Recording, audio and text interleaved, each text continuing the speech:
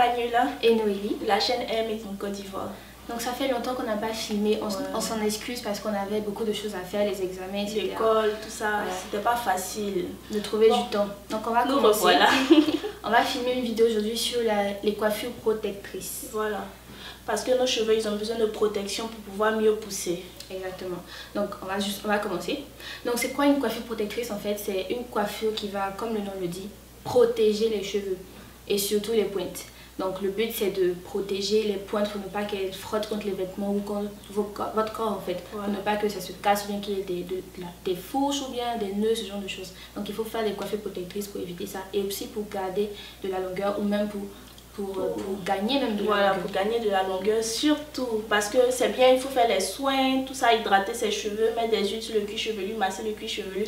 Mais si les pointes se cassent à chaque fois, ça fait ça pousse, ça se casse, tu vois, plus de longueur. Et comme ça, on a l'impression qu'en fait, nos cheveux ne poussent pas. Mais si nos cheveux poussent, c'est juste qu'ils se cassent. Et c'est là, en fait, le rôle des coiffures protectrices, c'est de nous aider à pallier à ce problème.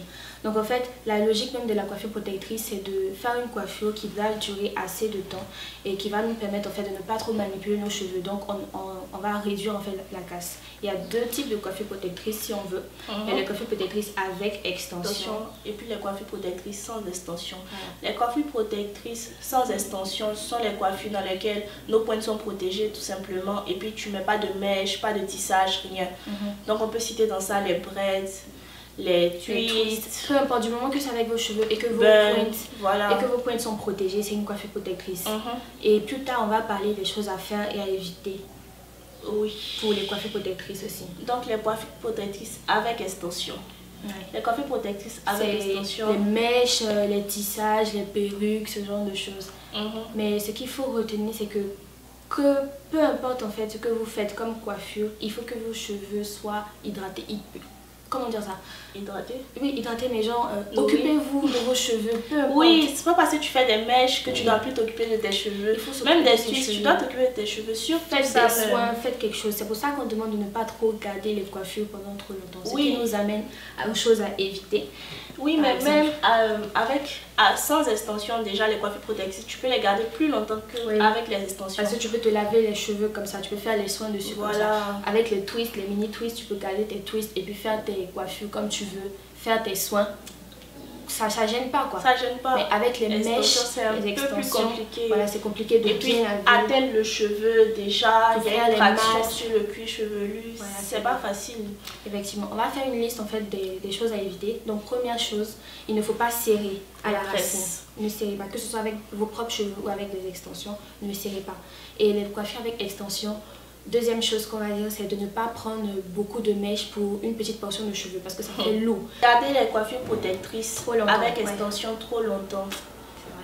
Avec extension là, c'est 3 à 4 semaines, c'est suffisant parce que vous voyez déjà, tu vas pas laver tes cheveux très souvent, mais c'est compliqué quand tu as des mèches ou bien tu as un tissage. Bon, c'est même pas possible même avec un tissage de laver tes cheveux. Si, c'est possible. C'est possible. Comment? On se lave les cheveux, tu ouvres le tissage en fait, tu peux prendre un appui. Oui, tu peux. Mais c'est compliqué. Surtout si tu as une faible porosité comme moi, tes cheveux sèchent pas vite. En dessous d'un tissage, franchement c'est compliqué. Oui, donc même si tu peux laver tes cheveux, c'est pas parce que tu peux garder une coiffure 6 mois que tu vas le faire. Non. Les cheveux ont besoin de soins vraiment profonds. Donc avec les extensions c'est difficile de faire pénétrer les soins. Donc évitez d'aller au-delà de 2 mois. Et puis qu'est-ce qu'il faut faire aussi? Il faut toujours faire des soins. Puisqu'il faut se laver les cheveux, même avec les braids là, il faut se laver les cheveux une fois toutes les 2 semaines, une fois toutes les 3 semaines. Selon votre rythme de lavage habituel, quoi. Lavez vos cheveux, faites vos soins. Et même si vous avez des extensions, vous avez votre vapeur, vous pouvez pulvériser votre... Il faut toujours hydrater. Voilà, toujours hydrater. Donc les choses qu'il faut faire maintenant, quand on a une coiffure protectrice, comme on l'a déjà dit, il faut hydrater ses cheveux toujours, il faut faire les soins régulièrement. Voilà, il faut toujours s'en occuper et puis manipuler le moins possible ses cheveux. Sinon vous allez en fait casser en fait la logique des coiffures protectrices parce que la logique c'est ne pas trop manipuler les cheveux. Donc ce qu'on peut dire aussi pour les choses à faire. Les choses à faire, oui. Hydratez régulièrement. Si vous n'avez pas des extensions, faites des masques hydratants protéinés souvent. Même avec les extensions, vous pouvez faire même des bains d'huile mais pas avec beaucoup d'huile. Sinon ce sera difficile pour enlever. Parce que le piège avec les twists, par exemple, les twists avec les cheveux, les propres cheveux, sans mettre d'extension, c'est ça aussi le piège avec les autres coiffures. C'est qu'on a tendance à plus manipuler nos cheveux. Par exemple, les twists, tu vas faire chaque jour, tu vas changer de coiffure, ce genre de choses. Tu peux bien faire ça, mais pas trop, en fait. Et on va vous parler aussi plus tard des différents niveaux, si vous voulez, de coiffure protectrice. Parce qu'il y a les différents niveaux de protection.